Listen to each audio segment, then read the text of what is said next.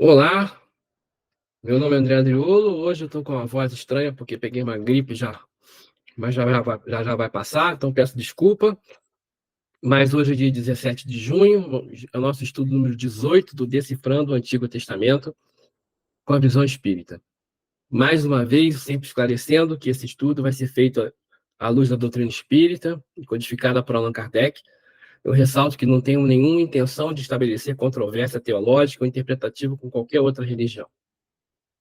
Bom, os objetivos nossos é estudar o livro Números, hoje, que é chamado em hebraico Bamidbar. Esse livro é dividido também na seguinte forma: ele fala da primeira geração no deserto e da segunda geração no deserto. Na reunião passada, nós vimos que logo no início do livro Números, né, é feito um recenseamento, né, da primeira geração. Esse primeiro recenseamento divide as tribos de Israel em volta do tabernáculo da forma que está aqui. A leste está lá Judá, Issacar, Zebulon. A oeste está Efraim, Manassés, Benjamim. Ao norte está Dan, Aser e Naftali. E ao sul está Ruben, Simeão e Gade. E ali em volta do tabernáculo, mais pertinho, fica a tribo de Levi. Sendo que bem na frente, ao leste, fica Moisés, Arão e sua família. Os coatites ficam do lado sul, os Meranitas ficam do lado norte e os Gersonitas ficam lá no lado oeste. Então, essa é a divisão, né, da tribo de Israel, das tribos de Israel no deserto. E tem a nuvem que representando lá o Senhor, Deus, que fica o tempo todo presente ali. Quando a nuvem se move, o acampamento é desfeito e vai atrás da nuvem. Então, no deserto, eles andam dessa forma, é o sentido aqui das setinhas, né? A Arca da Aliança vai à frente, carregada pelos levitas, né? Aí atrás vem as 3 primeiras tribos, que estão a leste, depois vai os Gersonitas e os Meraritas, vão levando a estrutura do tabernáculo. Aí depois vai Ruben, Simeão e Gade, aí entre eles, e Efraim, Manassés e Benjamim, os coatitas vão levando a mobília, que são a bacia de cobre, o altar de cobre, o candelabro de ouro, o altar do incenso e a mesa dos pães d'ázimos. E lá no final, fechando o cortejo, lá vai Dan, Aser e Naftali. Então, isso a gente viu na reunião passada, né? Mas o interessante dessa história de Israel, da parte do deserto, é que toda hora tem reclamação. Toda hora chama de murmuração, né? Então acontece mais uma, né? Essa aí, ó, a revolta de Israel, mais reclamação. Aí no capítulo 14, tem um motim. Chegou ao ponto deles quererem nomear um novo chefe. Depois, um novo chefe e voltar para o Egito. Então, eu vou ler aqui o de 1 a 4 para vocês. 14, de 1 a 4. Então, toda a comunidade começou a gritar, e o povo chorou a noite inteira. Os israelitas protestavam contra Moisés e Arão e toda a comunidade, e lhes dizia: Oxalá tivéssemos morrido no Egito ou nesse deserto. Oxalá tivéssemos morrido. Porque o Senhor nos trouxe dessa terra para que caiamos à espada e nossas mulheres e filhos se tornem prisioneiros. Não é melhor voltarmos ao Egito? Aí, desculpa, eu esqueci de falar, perdão. E essa reclamação começou. Lembra que eles foram fazer uma viagem, né? Os espiões foram ver o que tinha lá em Canaã, na Terra Prometida. E quando eles voltaram, começaram a soltar umas fake news, dizendo que eles iam morrer com certeza quando chegasse na Terra Prometida. E aí, por causa dessas má notícias, que não era nada disso, do que foi disseminado, né? O pessoal preferiu acreditar nas fake news e não acreditar no relatório que foi feito, dizendo que lá a comida era boa, que era uma terra boa, que tudo que se plantasse lá tudo dava e tal.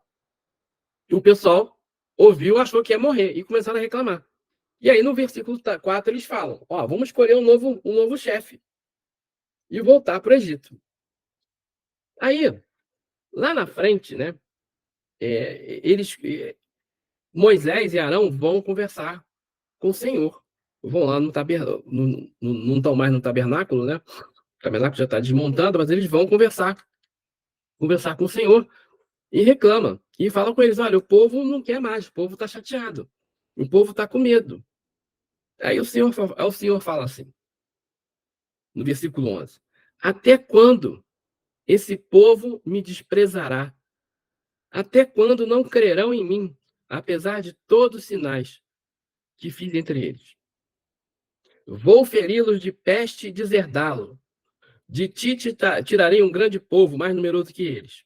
Aí Moisés pede: não, por favor, não faz isso não. Não perdoa o povo não sabe o que está fazendo. E aí no versículo 20, né, o Senhor responde: eu vou perdoar conforme me pede. Mas por minha vida e pela glória do Senhor que enche a terra. Olha só, o Senhor fala para Moisés: eu vou perdoar o pessoal do jeito que você pediu. Mas ele jura: pela minha vida e pela glória do Senhor que enche a terra, nenhum dos homens que viram a minha glória e os sinais que fiz no Egito e no deserto e me puseram à prova por 10 vezes e não lhe obedeceram, nenhum deles verá a terra que prometi para os seus pais. Nenhum dos que me desprezam haverá. E aí, né, somente o Caleb, que foi daqueles espiões que foram mal enviados, foi o único que dizia que não, que é legal, podemos ir. Esse é, esse vai de uma vez para a Terra Prometida. Então, olha só, né, o Senhor, uma coisa interessante, né? O Deus falando por minha vida, o oráculo do Senhor. Não é, obviamente, quem sabe que não é Deus que está falando, né? Mas isso é um juramento dizendo que quem não acredita em Deus, quem não acredita não tem fé, não vai conseguir chegar na Terra Prometida. O Caleb, que aceitou, né, que foi lá e não falou mentira e que segue tudo, que não se revoltou, esse já pode ir para a Terra Prometida. E Deus manda ele para a Terra Prometida. E aí, lá no 29, ele continua: por minha vida, no 28, desculpa, no 28 ele fala: por minha vida, oráculo do Senhor, eu vos farei o que me disseste na cara. O oráculo do Senhor é Moisés, né? Neste deserto cairão vossos cadáveres, todos vós os recenseados, todos vós os enumerados desde a idade de 20 anos para cima. Vós que tendes murmurado contra mim, juro que não entrareis neste país, a respeito do qual eu, levantando a mão, fiz o juramento de nele vos restabelecer. Lá no 32 fala: quanto a vós, os vossos cadáveres cairão nesse deserto, e vossos filhos andarão errantes nesse deserto durante 40 anos, carregando o peso da vossa infidelidade, até que vossos cadáveres se consumam no deserto. É nesse momento aqui que é definido que o povo de Israel vai ter que andar por 40 anos no deserto, até que a primeira geração, aquela que for recenseada, né, a primeira geração no deserto, vai não vai chegar na Terra Prometida. É isso que Deus fala. E é interessante que ele usa, né, pela minha vida, levantei a mão, né, usa expressões humanas para descrever ali o juramento do Senhor, né? E aí, Moisés vai e comunica isso para o povo, que não fica feliz, obviamente, né? Aí, no capítulo 15, ele fala lá no 38, muito interessante. No 15 ele começa a falar, ele começa a definir já como vai ser a disposição das tribos de Israel na Terra Prometida quando eles chegarem lá. No capítulo 30, lá no versículo 38, ele fala uma coisa muito interessante. Dize aos israelitas, e tu lhes dirás para todas as gerações, que façam borlas, franjas, nas pontas de suas vestes, e ponham um fio de púrpura violeta na borla da ponta. Assim, vós vos lembrareis de todos os meus mandamentos e poreis em prática, e sereis consagrados ao vosso Deus. Então ele bota mais um mandamento que todo judeu tem que ter na túnica, essa borla, essa franja, né, com um fio púrpura, com um fio azul lá, ou roxo.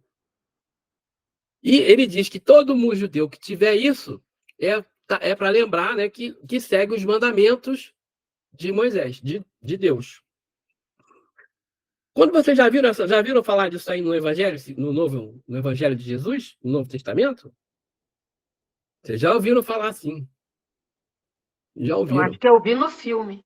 Essa. No filme fala.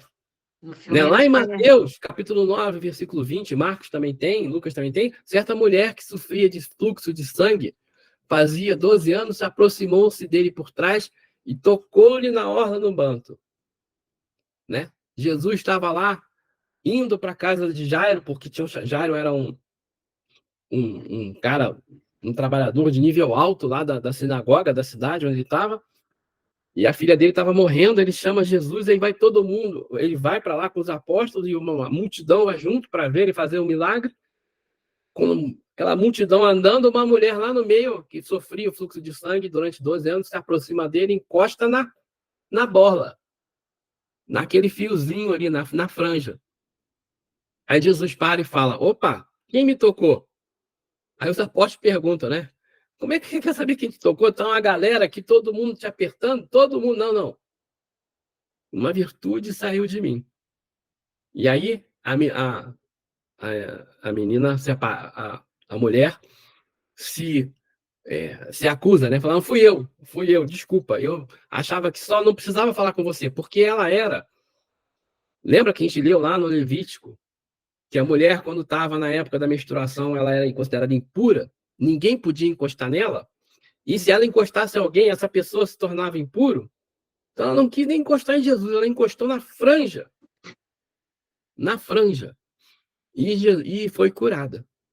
Então Jesus ali ensinou, além de curar ela, ensinou que a gente não fica impuro simplesmente pelo que está encostando o outro está encostando na gente. Não é uma mulher menstruada, uma doença, no caso dela, ela ficava menstruada o tempo todo. Ela não só o fato dela encostar nele não ia tornar ele impuro, e que ela tinha muito mais fé do que todo mundo. Ela simplesmente, só de encostar nele, né? Ela se curou. E outra coisa também, eles estavam indo correndo no sentido assim, apressados, para curar a filha de Jairo. Tinha urgência. Então ninguém queria que Jesus parasse. E Jesus para conversar com ela. E fala, né? Tua fé te curou. Então, para fazer o bem, não tem hora, não tem pressa. E Jesus, usando essa borla, mostra que ele era israelita, ele era judeu. Ele também seguia os mandamentos, conforme está escrito aqui. Vocês vão usar essa franja para lembrar que vocês seguem os mandamentos do Senhor. Então Jesus seguia. E nos mandamentos, nas 613 leis, tinha lá do sábado. Né? Tinha no grande mandamento, nos 10 mandamentos, honrar o sábado, mas nos outros, né, tinha várias situações de não poder violar o sábado. Inclusive, essa passagem aqui do capítulo 15 de, de Números, no 32, fala assim: enquanto os israelitas estavam no deserto, surpreenderam um homem recolhendo lenha em dia de sábado. Eles o levaram a Moisés, Arão e toda a comunidade. Prenderam-no. Enquanto se decidiam o que fazer com ele, o Senhor disse para Moisés: esse homem é réu de morte. É nessa passagem que se define que trabalhar no sábado é pena de morte. No Novo Testamento, Jesus cura no sábado, quando ele vai lá naquela piscina, né, no tanque, e cura o paralítico. Quando os discípulos estão com fome e eles comem, né, o trigo no caminho, andando entre uma cidade e outra, ele faz várias vezes. E aí, essa bola, ela é mais para simbolizar isso, porque ela vem logo depois do trabalho no sábado, né? Então, o fato da hemorroísta segurar ali e se curar, e o fato de Jesus mostrar que Jesus seguia os mandamentos, mas ele curava no sábado. Mas ele fazia mais um monte de coisa, né? Ele não queria vingança, perdoar 70 vezes 7, se bater numa face, ele dava outra, né? Ele não ia pro olho por olho, dente por dente, mas ele seguia os mandamentos, né? Amar o próximo como a si mesmo e o Senhor. Amar a Deus sobre todas as coisas e o próximo como a si mesmo. Então, aí já está mais um simbolismo, né, dessa passagem. Então, eu já falei da violação do sábado, né? Aí, mais na frente, no capítulo 16, tem um motim. Esse Coré, Datã e Abirã, eles se revoltam contra Moisés. E aí acontece que o chão se abre, engole a família toda, e o fogo consome todos os 250 que se insurgiram contra Moisés. Então existe ali um grande castigo aí, né? E aí o povo de novo reclama. No 17, acontece ali uma praga, começa a morrer um monte de gente, e acontece uma praga. E lá no capítulo 17, ele fala da prerrogativa dos levitas, e aí pede para que um representante de cada tribo levem os seus cajados e coloquem lá na Arca da Aliança, da noite para o dia. No dia seguinte, havia um sinal dizendo qual seria a vara escolhida, e o dono dessa vara seria o sumo sacerdote, né? Seria o escolhido por Deus, seria a tribo escolhida.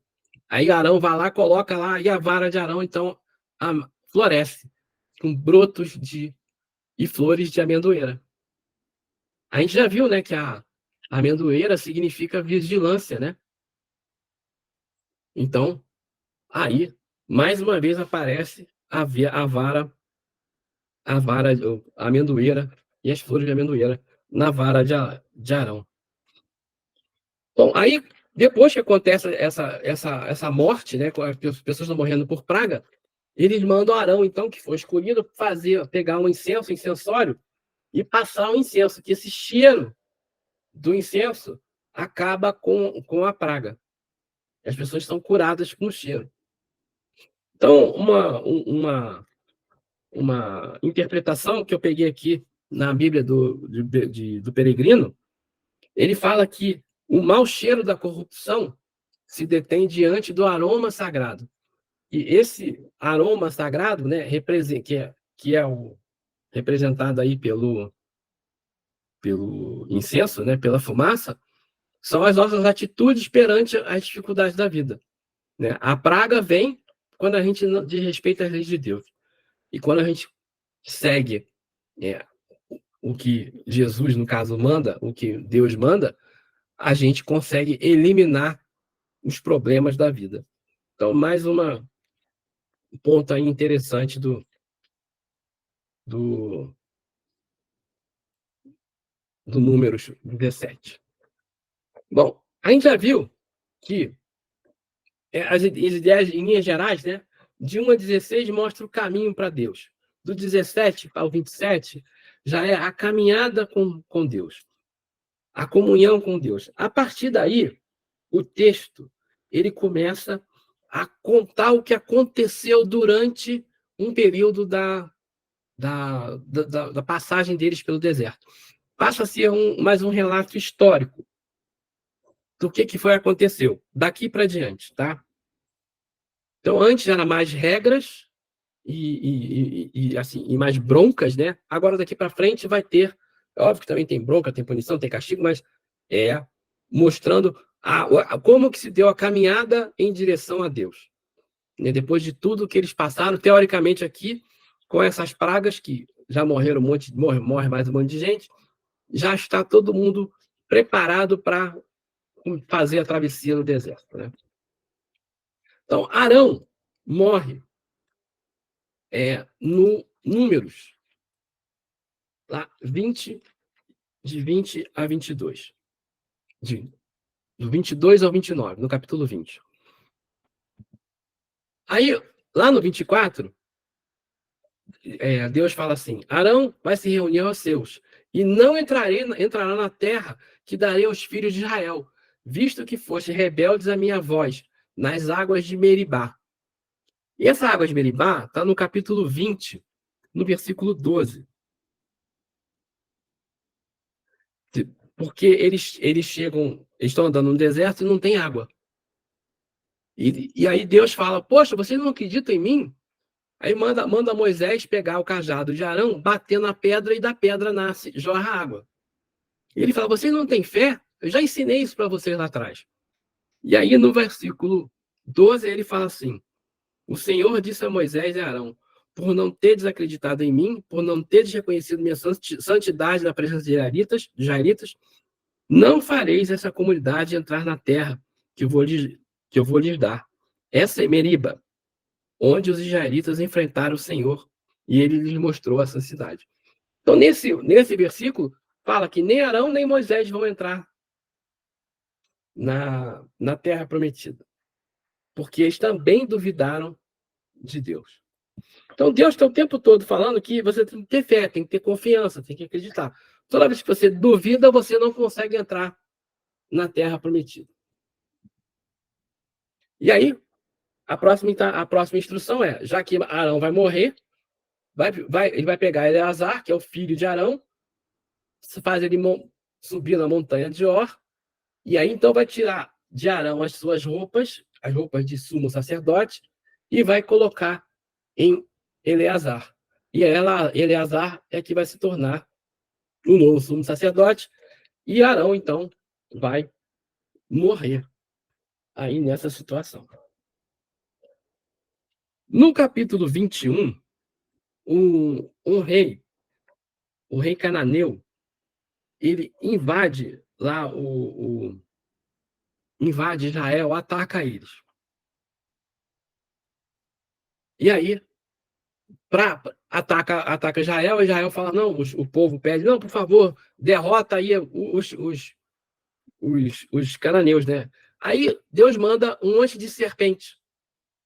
E as serpentes começam a morder todo mundo, mas não só os cananeus, também morde os israelitas.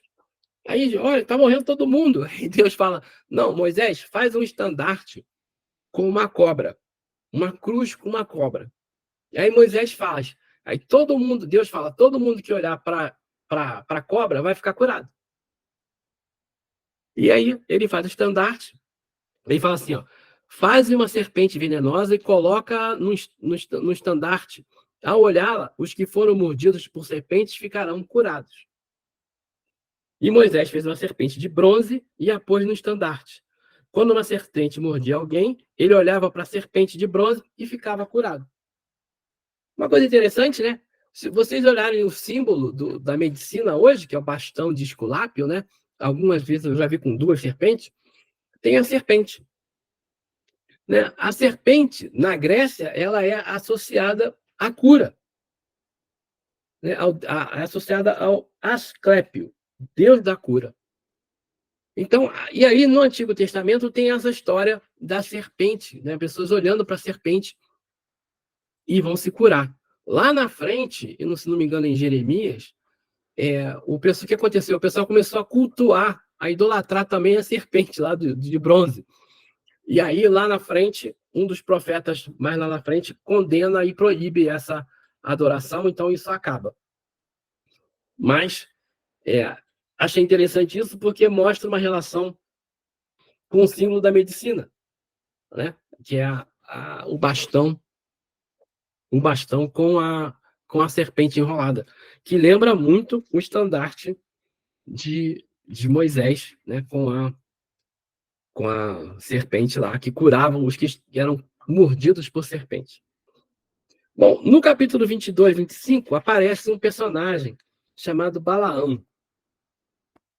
Esse Balaão, ele era como é que se diz? Um sacerdote israelita, e ele era um profeta. Ele também conversava, ele também era médium, ele também conversava com o anjo do Senhor. Só que ele resolve não seguir o que o Senhor manda, ele resolve seguir outro caminho. Ele, então, tenta levar Israel para a idolatria em Baal Peor, que chamava essa idolatria. Né? E aí todo mundo, o que acontece nessa história? Todo mundo que foi infiel e que foi com ele lá, vai morrer. Tá? Todo mundo morre. Mas nessa passagem tem um interesse, nesse ponto aí, tem um lance muito interessante, que é uma conversa do Balaão com a jumenta. Né? E aí é assim, ao vê-lo partir, Balaão, de noite, Deus veio onde estava Balaão e lhe disse: já que esses homens vieram te chamar, levanta-te e vai com eles, e farás, porém, o que eu te mandar. Balaão levantou-se de manhã, selou a jumenta e partiu com o chefe de Moabe, não com o chefe de Israel. Aí, ao vê-lo partir, a ira de Deus se acendeu, e um anjo do Senhor se postou no caminho para barrar a passagem. Balaão ia montado na jumenta, acompanhado de 2 criados. A jumenta, vendo o anjo do Senhor postado no caminho, com a espada desembainhada na mão, desviou-se no caminho, na direção do campo. Mas Balaão espancou-a para fazê-la voltar ao caminho. O anjo do Senhor se pôs numa passagem estreita, entre vinhas, com uma cerca de cada lado. A jumenta, vendo o anjo do Senhor, encostou-se na cerca, apertando a perna de Balaão contra o muro. Ele tornou a espancá-la. O anjo do Senhor se adiantou e pôs-se numa passagem apertada, que não permitia desviar-se nem para a direita nem para a esquerda. Vendo o anjo do Senhor, a jumenta caiu debaixo de Balaão, e ele, enfurecido, começou a espancá-la. O Senhor abriu a boca da jumenta, e ela disse para Balaão: o que te fiz para me espancar pela 3ª vez? Aí o Balaão responde: é porque caçoas de mim. Se eu tivesse uma punhal agora, eu te matava agora mesmo. E a jumenta responde: não sou eu a tua jumenta, na qual montas há tanto tempo? Costumava eu comportar-me assim contigo? Não. Então o Senhor abriu os olhos de Balaão e ele viu um anjo postado no caminho, com a espada desembainhada na mão. O Balaão, né, ele estava andando para o caminho errado. Aí a jumenta via o anjo e parava de andar, ia para o outro caminho. Né? Essa conversa com a jumenta. Imagina, essa é uma coisa bem irônica, né? É uma situação bem irônica. Mas só que se a gente pensar, imagina nós, quantas vezes nós, né, a nossa consciência, sei lá, o nosso caminho determinar a nossa reencarnação, manda a gente ir para um lado e a gente insiste para ir para o outro. Aí aparece um empecilho, mas a gente não respeita esse empecilho e força a barra, vai para frente. Aí aparece de novo outro empecilho, a gente vai, força a barra, vai para frente de novo. E a gente fica chateado com aqueles empecilhos. Será que não é Deus dizendo para a gente que não é melhor a gente ir para outro caminho? Quantas vezes, né, os espíritos amigos, os bons espíritos, se afastam da gente porque a gente não quer seguir o caminho que tem que seguir. Né? É igual a gente fica conversando com uma jumenta. Né? A gente não faz o que devia. Né? A gente reclama, poxa, eu quero seguir esse caminho, eu quero fazer isso, mas não está dando, gente. Tem que mudar o caminho. Né? Muitas vezes isso acontece na nossa vida. Não estou dizendo que não é para a gente ter perseverança, mas muitas vezes o caminho que a gente está escolhendo não é o caminho ideal. Né, com relação à família, com relação a comportamento social, com relação à religião, um monte de coisa, cada um pensa a sua aí. Né? A gente às vezes toma um caminho errado, a gente é avisado e dá problema, dá erro, mas a gente continua insistindo, né? Continua insistindo. Por exemplo, o vício, né? A pessoa que tem um vício qualquer em uma droga, ela é avisada. Ela é avisada pelos amigos, pelos familiares, é avisada pelo próprio corpo. mas a gente segue para aquele caminho, né? E a gente briga contra a jumenta. Bom, todo mundo que depois o Balaão tenta levar todo mundo para o caminho errado. Eu não vou ler, quem tiver curiosidade pode ler aí, até o 25. E depois morre um monte de gente. Morre um monte de gente. Aí é preciso, depois que morre todo mundo que se rebelou, é preciso fazer um novo recenseamento. Um segundo recenseamento. Lá no capítulo 26. Então, depois dessa matança dos seguidores de Baal, é feito esse recenseamento aí. Bom, esse recenseamento, ele já define, assim, as filhas de quem morreu ali, ou em qualquer situação, como é que é a herança delas? Como é que define a herança delas? No capítulo 27, também é anunciada a morte de Moisés. Moisés fala para ele, né, no capítulo 27, né, o anjo do Senhor fala para ele. Então, eu vou ler aqui, ó, no capítulo 27, versículo 12. O Senhor disse a Moisés: sobe ao monte e contempla a terra que vou dar aos israelitas. Depois de vê-la, tu também te reunirás com os teus, como Arão teu irmão. Como Arão teu irmão já se reuniu com eles. Então, avisa ali que Moisés vai subir nesse monte Abarim, vai ver a terra prometida e vai morrer ali. Essa situação ela se repete lá, essa história se repete lá no final do Deuteronômio, quando o povo de Israel está quase chegando na terra prometida e Moisés sobe no monte, vê a terra prometida e vai e morre. É aqui que tem essa previsão, né? E Josué, então, nesse momento, é nomeado sucessor. Aí Moisés começa a preparar Josué para ser o sucessor dele. No 28 ao 30, né, aparecem várias leis, lei de ofertas, de sacrifícios, oblação. Fala de novo das festas, que a gente já falou na semana passada. Fala sobre os votos, sobre compromissos. E depois, no 31 e no 32, existem guerras. Acontecem várias guerras aqui entre os israelitas, eles são invadidos, eles invadem várias guerras, e aí é definido como fazer o despojo de guerra. Quem que vai ficar com os despojos de guerra, ele define aqui para cada caso, como que vai acontecer com cada um. No 33, fala das etapas do êxodo. Todos os lugares que montou acampamento, ficaram naquela disposição, né, das 12 tribos em volta do tabernáculo. Aí depois monta o tabernáculo, aí a nuvem fica paradinha lá. Daqui a um tempo ela sai dali, desmonta o tabernáculo, eles andam no deserto, para. São 40, se não me engano, são 40 localizações. E elas estão aqui listadas nessa figura aqui. E no 33 ele lista cada uma. Por exemplo, saindo de Rafidim e acamparam no deserto do Sinai. Saindo do deserto do Sinai e acamparam em Cibrote. Saindo de Cibrote, acamparam em Hacerote. Saindo de Hacerote, acamparam em Reema. E aí, que é esse pedaço,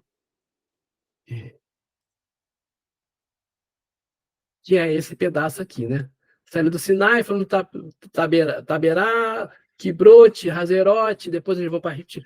Então, todo esse caminho aqui, todas essas bolinhas aqui são paradas que eles fizeram. Montaram de novo o tabernáculo e aí ficaram parados ali. Tá? Então, quem tiver curiosidade de saber, no capítulo 33. No capítulo 34, ele já começa a definir as fronteiras da Terra Prometida. Antes de chegar lá, já vai definido tudo. Já diz aonde que vão ficar cada tribo de Israel. Ele já define também a parte dos levitas, que os levitas, já lembra que eu expliquei, eles não têm, apesar de serem uma tribo, né? Eles não vão ter uma região, eles vão ter cidades em todas as tribos, porque os levitas são os sacerdotes, são responsáveis pelo culto. E então, as 12 tribos, sendo, né, um dos filhos de José, né, como José não tem uma tribo, ele tem 2 filhos, sai a tribo de Levi, entra as tribos dos 2 filhos de José, por isso que dá 12. Aí ele define aí nesses capítulos aí as cidades de refúgio, as cidades levíticas, e termina com a herança da mulher casada. Né? Depois que se o marido morre, a mulher tem direito à herança, né? Então ele define como é que fica a herança. Se ela não tiver filho, qual é a parte dela, como é que fica. Então isso tudo é definido no 36. E aí acabou o livro Números. Né? Isso aí agora, analisando aqui, né, essa passagem desse livro Números, né, eu fico... Vamos pensar nisso aqui. Eu peguei isso aqui, que eu vou mostrar para vocês, de um espírita muito legal. Um vídeo muito antigo, em VHS. Uma coisa muito antiga, da década de 80. E transportei para cá. Então, assim, imagina só, o povo de Israel estava no deserto, e ele tem lá, o tempo todo, né, a lembrança do período no Egito. Está o tempo todo se lembrando, toda hora reclamando, né? Poxa, a gente está aqui, está penando. Quando a gente estava no Egito, era bom. Eles ficaram 400 anos no Egito, né? Era bom. Né? A gente comia, a gente era escravo, mas era bom. A gente não tinha liberdade, mas era bom. Nossa, que coisa, né? A gente não tinha liberdade, mas era bom. Quantas vezes? Né? Porque saíram da zona de conforto. Eles não queriam fazer isso. E o tempo todo, né, eles ficaram na escravidão. Mesmo assim, eles não queriam voltar para lá. E o tempo todo, Yahvé dando ordens, falando para ele, faz isso, faz aquilo, e o povo se revoltava. E Yahvé dava, quem seguia as ordens de Yahvé conseguia atingir a libertação. Lembra do Caleb, que eu falei, né? O Caleb fez tudo certinho, então ele pôde ir para a Terra Prometida. Os que não podiam, os que não seguiam, ficaram vagando no deserto por 40 anos. Então, por que ele ficou... Enquanto aquele povo não modificasse, né, as ordens de Yahvé fossem mais importantes, né, as ordens do Senhor, foi mais importante do que as lembranças do período do Egito, eles não poderiam chegar na Terra Prometida. Né? O comportamento deles era o resultado do balanço entre o que vinha de cima e o que vinha de baixo.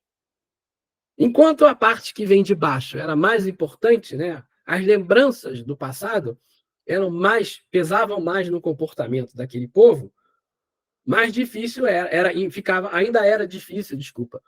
Enquanto a parte de baixo, as lembranças do período do Egito, tinha maior influência, ainda era difícil para eles chegarem na Terra Prometida. Eles precisavam passar por mais expiações. 40 anos, né? Uma gestação, né? 40 semanas, uma gestação. Eles precisavam ainda remoer aquele sofrimento, precisavam ainda sofrer no deserto. E uma coisa interessante, né? Se a gente olhar na Bíblia, sempre precisa de passar por um deserto para poder conseguir alguma coisa, né? Moisés sai do Egito, né? Quando ele estava lá, ele era lá um príncipe do Egito, ele vai e fica 40 anos no deserto. Conhece a família, com a esposa, fica lá 40 anos. Depois que ele conduz o povo de Israel, 40 anos. O povo de Israel fica, depois de sair da escravidão, 40 anos. Até Jesus, antes de começar lá a sua tarefa pública, ele fica 40 dias no deserto. Então, esse 40, né, a gente já falou sobre isso, né, ele representa aí um período de uma gestação. Choveu 40 dias, 40 noites. Então, o número 40 está muito forte representando isso. A gente precisa de um processo para você sair daquela coisa, da escravidão para a libertação. Bom, o que isso tem a ver conosco? Nós somos assim, as nossas encarnações são assim. A gente precisa passar por um bando de sofrimento, né? Bem-aventurados são os que sofrem, são os aflitos. Né? Já está lá, Jesus fala sobre isso, o Evangelho segundo o Espiritismo fala sobre isso. Eu já falei sobre isso para vocês. Mas por que a gente sofre? Né?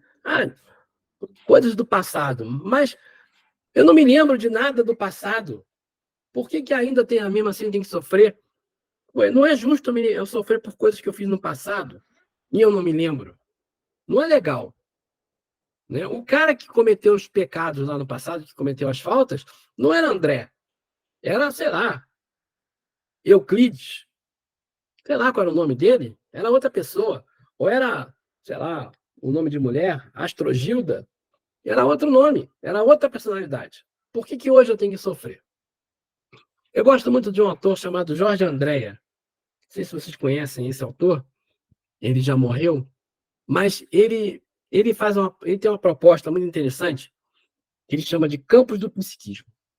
E ele mostra o nosso psiquismo de uma maneira esquemática. Ele propõe um esquema.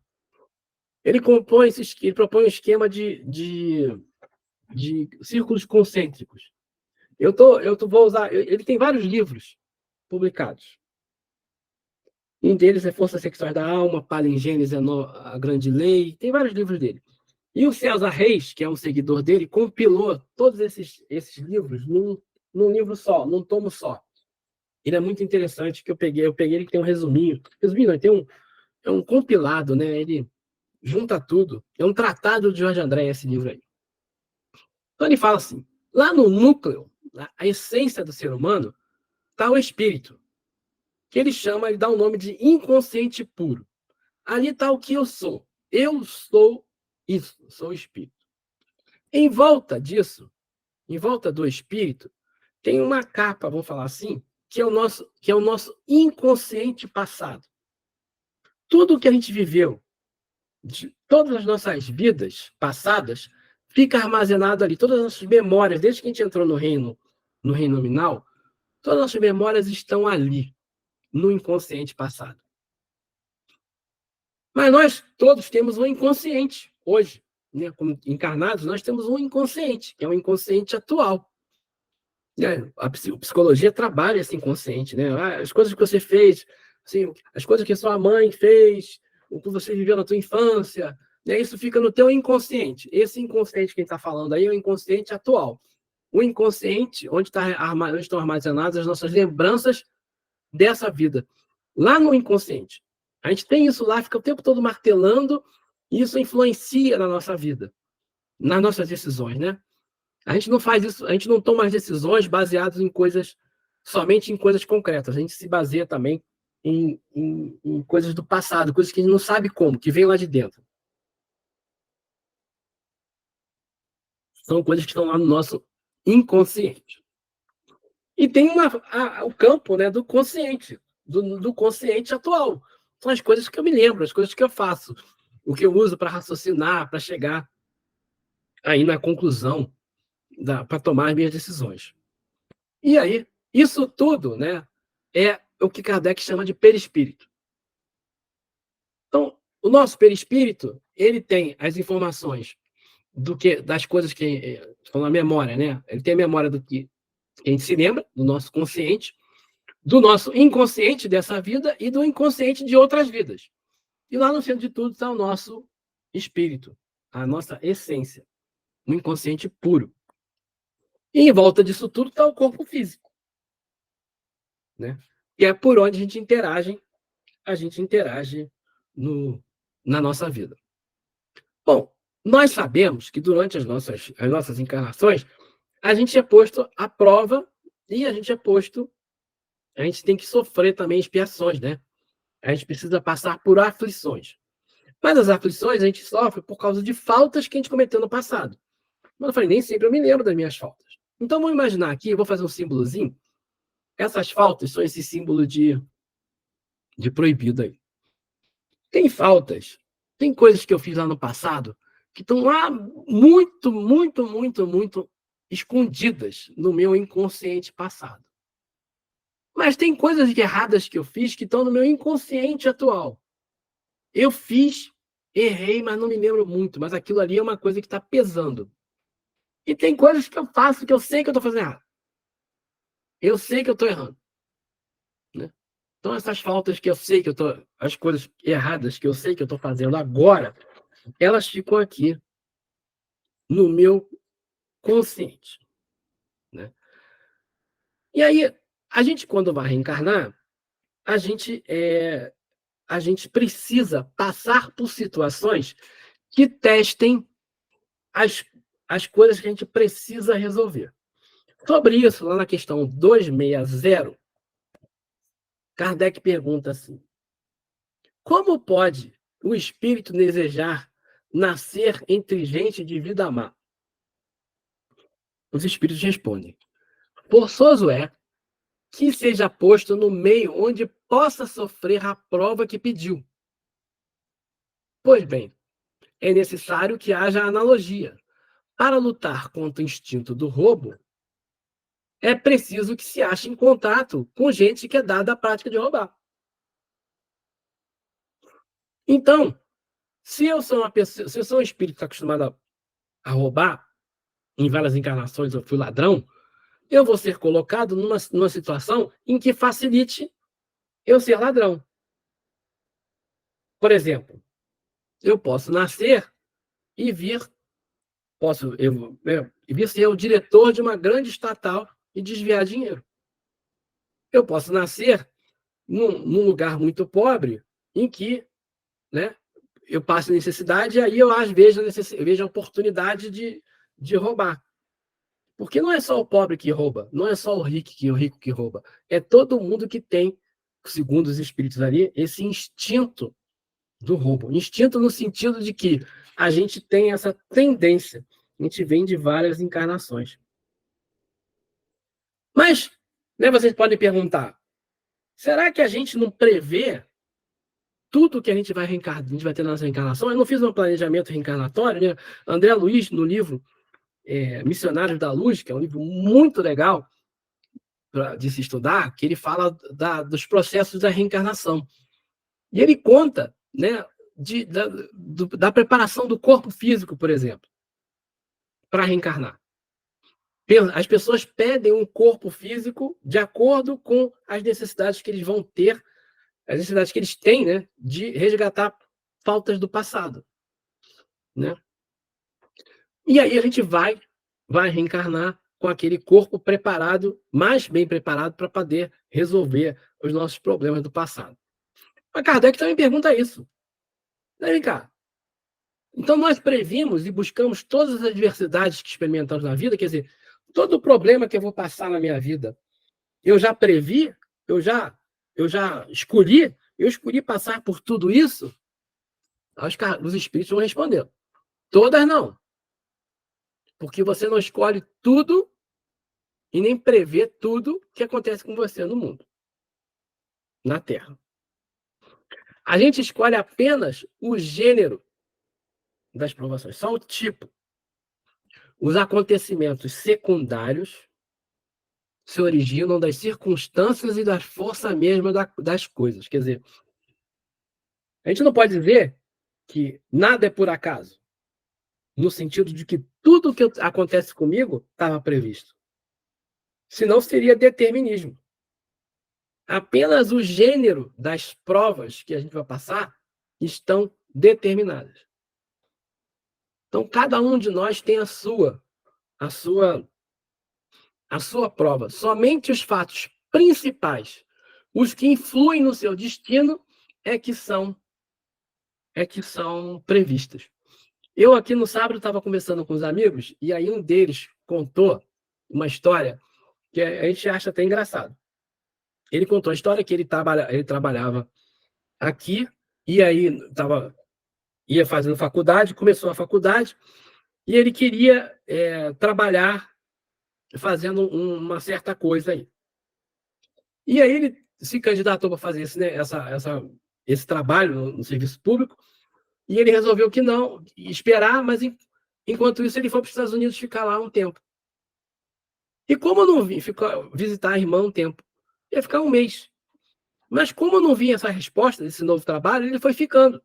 Foi ficando. Aí quando ele já tinha arrumado outro trabalho lá, 6 meses nos Estados Unidos, ele recebeu o chamado desse trabalho que ele estava esperando tanto. E aí ele desistiu da vida nos Estados Unidos e veio para o Brasil.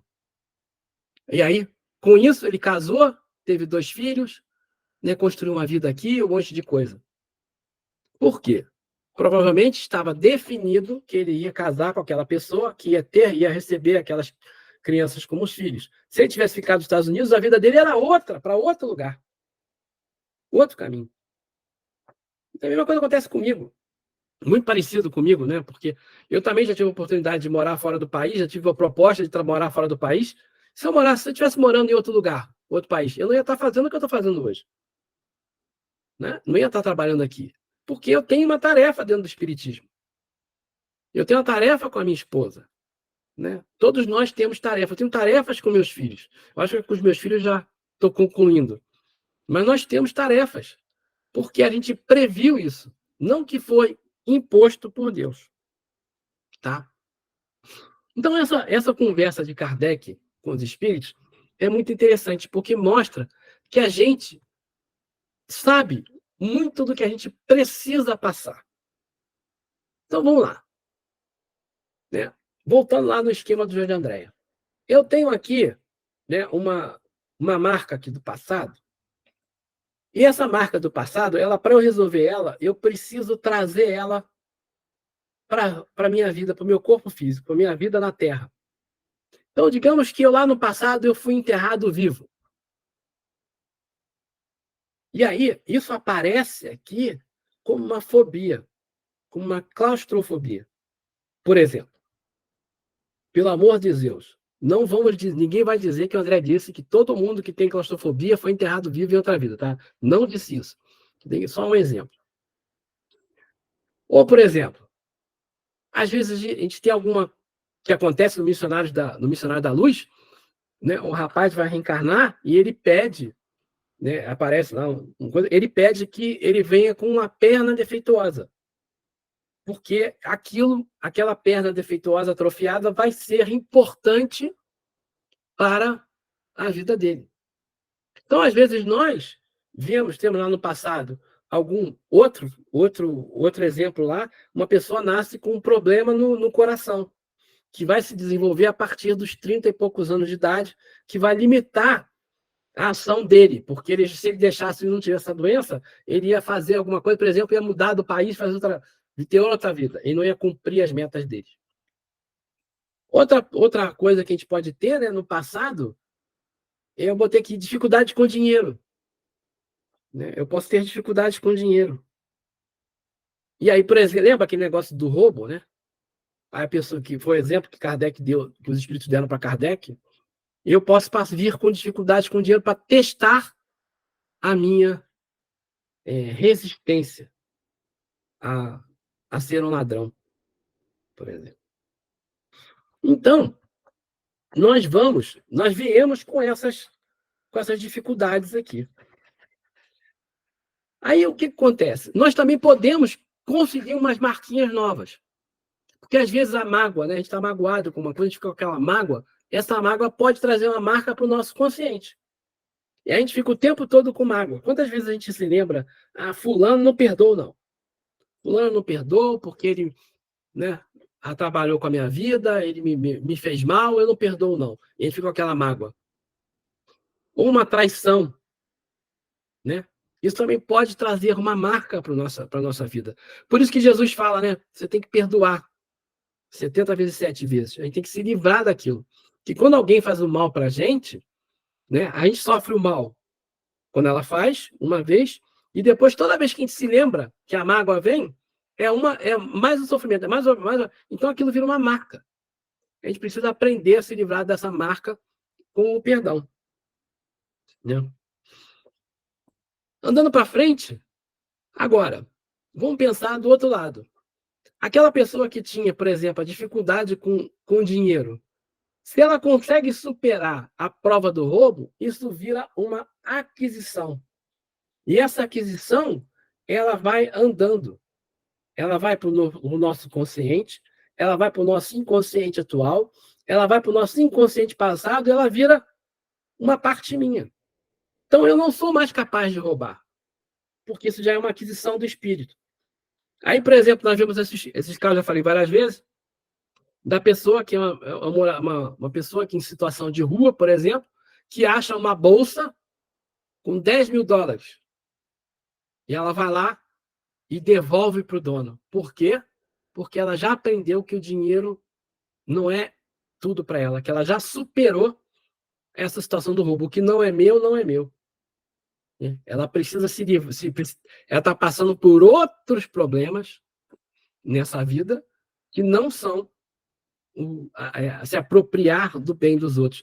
Aconteceu agora lá no Rio Grande do Sul, né? Uma pessoa mandou por engano nas doações uma bolsa com $10.000.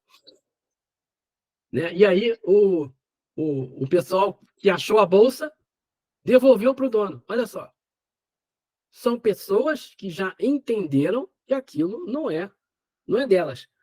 Ao mesmo tempo que tem gente que estava desviando doação. Esses não superaram ainda a prova do roubo. Aqueles que acharam a bolsa e devolveram já tem uma aquisição, já é aquisição do espírito. Né? Não pegar o que não é seu. Achado não é roubado, depende. A gente tem a obrigação de tentar achar o dono. Né? A gente acha, imagina uma quantia dessa, com certeza é importante para a pessoa que perdeu. Então, nós temos que nos comportar, né? Com dignidade, de maneira espírita, de maneira evangélica, de maneira cristã, e tentar devolver isso, né? Porque a gente já superou a prova do roubo. Então, isso virou uma memória espiritual para a gente. Né? E aí, essa memória espiritual está lá, né? A aquisição fica aqui, é douradinha também, vai ficando lá na nossa memória. Mas, às vezes, a gente tem tanta marca aqui, algumas pessoas têm tanta marca, e essas pessoas, às vezes, não querem nem... chega lá na hora, não quero, essa prova eu não quero. Sabe? Não dá para adiar. Não dá para adiar. E a gente pode ter, então, que passar por uma reencarnação compulsória. Na questão 337, Kardec pergunta: pode a união do espírito a determinado corpo ser imposta por Deus? Sim. Do mesmo modo que as diferentes provas, mormente quando ainda o espírito não está apto a proceder, uma escolha com conhecimento de causa. Quer dizer, a gente pode vir em encarnações para passar sofrimentos que a gente não escolheu. Pensa lá no povo no deserto. Né? Aquelas pessoas estavam passando por sofrimentos e viviam reclamando. E aí, por expiação, o espírito pode ser constrangido a se unir ao corpo de determinada criança que, pelo seu nascimento e pela sua posição que vem ocupar no mundo, se lhe torne um instrumento de castigo. A gente pode ter que nascer no deserto e a gente vai ter que, então, passar por aquelas dificuldades todas. Né? Todas essas dificuldades. Então, nós temos na nossa vida marcas do passado, que podem ser essas marcas nos trazem a fobias, as doenças, as dificuldades. Elas podem ser, a gente pode passar por essa dificuldade porque a gente escolheu ou porque a gente nos foi imposto. Agora, olhando para a gente aqui, né, para o nosso consciente, lembra que eu botei lá o nosso consciente? O que é o nosso consciente? A gente recebe as informações que vêm lá do subconsciente. O subconsciente é aquele... como é que chamei? Inconsciente passado. Né? Aquelas coisas que tem lá do nosso inconsciente passado, que são o automatismo, que são o instinto, que estão lá no nosso subconsciente, estão o tempo todo nos influenciando. Então, a gente, quando chega na situação de dificuldade, sei lá, no trabalho, né? O chefe te chama para conversar, fica logo com medo. O que será que ele vai falar? Aí o medo traz uma reação instintiva, que vem lá do passado, quando a gente estava nos reinos inferiores. O animal, quando ele é atacado, o que ele faz? Ou ele foge, ou ele ataca. E a gente, quando está com medo, ou a gente também. A gente pode entrar nesse modo de fugir e de atacar. Então, a gente precisa tentar ter uma inteligência emocional. O que é inteligência emocional? É conseguir sair desse curto-circuito do atacar ou fugir. Então, o instinto traz para a gente, olha, eu tenho que ser bem-sucedido, eu tenho que ganhar dinheiro, eu tenho que fazer isso, eu tenho que fazer aquilo. A sociedade traz para a gente, né, um mundo onde para eu me sobressair, eu preciso fazer isso, fazer aquilo, eu preciso ser bonito, eu preciso ser magro, eu preciso ser inteligente, eu preciso estar dentro do padrão da sociedade. Isso tudo vem lá de trás, vem do nosso subconsciente. Só que os espíritos vêm nos trazendo conhecimento novo. Eles nos inspiram. Né? É o superconsciente, é a superintuição. Os espíritos estão o tempo todo nos ajudando, mas só que a gente às vezes se comporta como a jumenta do Balaão. Né? A gente não quer. A gente não quer o conhecimento novo. A gente sai do caminho. Ou então a gente se comporta que é pior, né? O nosso subconsciente vai lá e dá pancada na jumenta. Porque a gente não está aceitando o que vem de cima. A gente fica travado. Então, essa briga entre o conhecimento novo, que vem de cima, e o automatismo do instinto, que vem de baixo, afeta o homem. E aí você vai ver, nós somos o resultado do que vem de baixo ou de cima. O que vem de baixo é o homem velho. O que vem de cima é o homem novo. Então, nós ficamos, às vezes, presos no deserto do automatismo e do instinto e não vamos para a terra prometida do conhecimento novo, da inspiração divina. A gente fica vagando, sem rumo.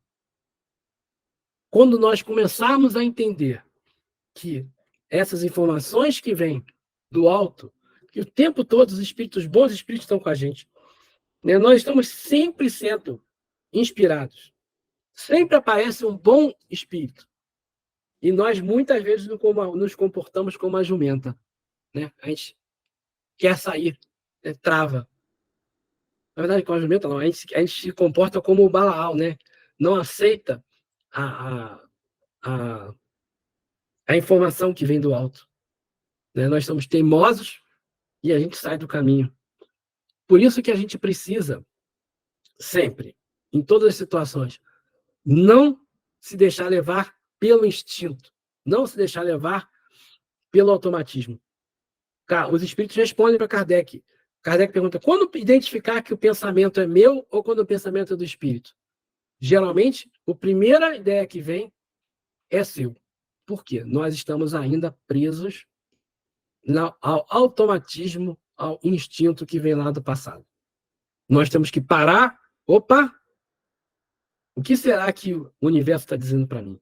O que será que os espíritos estão me dizendo? O que eles estão me convidando? Para onde eles estão me convidando?